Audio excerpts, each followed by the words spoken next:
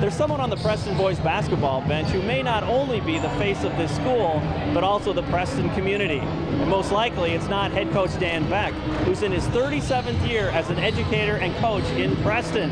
More likely it's his son Matt, who has his touches around the town, not only as a special assistant to the basketball team. He does it all through his amazing grace, his caring, and his love. 16 years. You've been doing it 16 years. Yeah. And I got a certificate from a Tennessee basketball coach at the College College in Des Moines. Well, they say everything happens for a reason, and obviously, you know, we were when he was born, we found out he had Down syndrome. You know, it's like, you know, it kind of hits you hard for a while, but then, you know, when you realize that God's going to have a special purpose for him, and you know, he just makes everybody's day bright. You know, it's unbelievable the way he brightens everybody's day, and you know, he walks down the hall, he's the most popular guy in the school, everybody's saying hi to him, and he's a special kid, and it's just, I think God put him in a special place. He's just had a wonderful life, and it's, to me, amazing, not to brag, but amazing to see how many lives he's touched.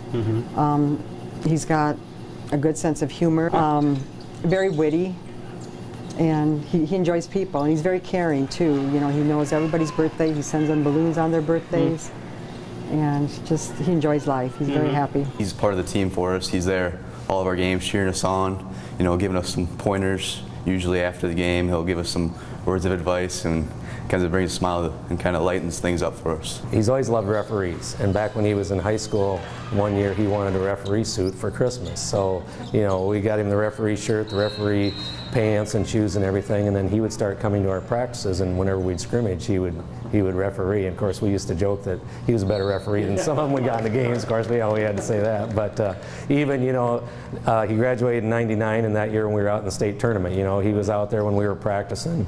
You know, he's out there on the court referee, and you know, when we were scrimmaging at the state tournament. So yeah, it's just been quite a ride. And why do they like you so much, I guess? They care. How important is that to you, that they care so much about you? They always do.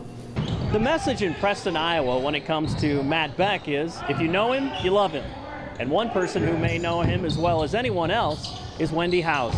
And she says her relationship with Matt has definitely grown from mentor to good friend.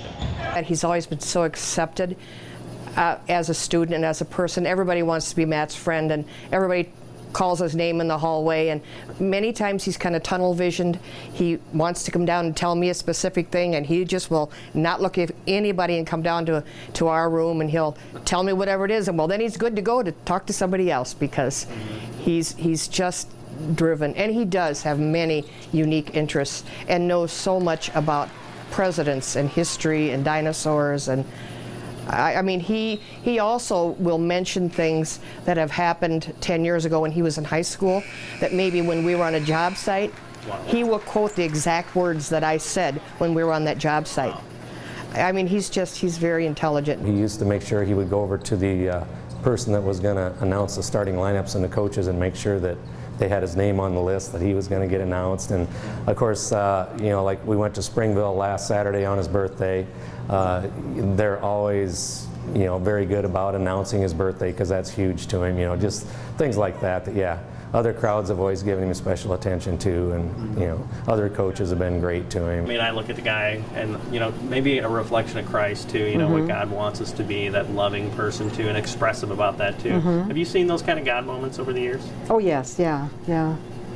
He recently lost his grandfather, and that was hard for him. But when somebody passes away, you know, he doesn't talk about them dying. He talks about them being, you know, going to heaven and looking at the positive aspects of that. And he's very religious, goes to church every Sunday.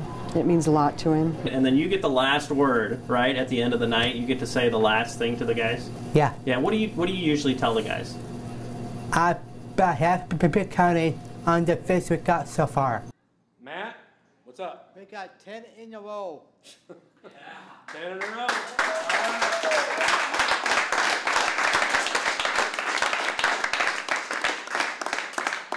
If you've got another story for us to tell, we'd love to hear about it. You can find us at www.illawafca.org.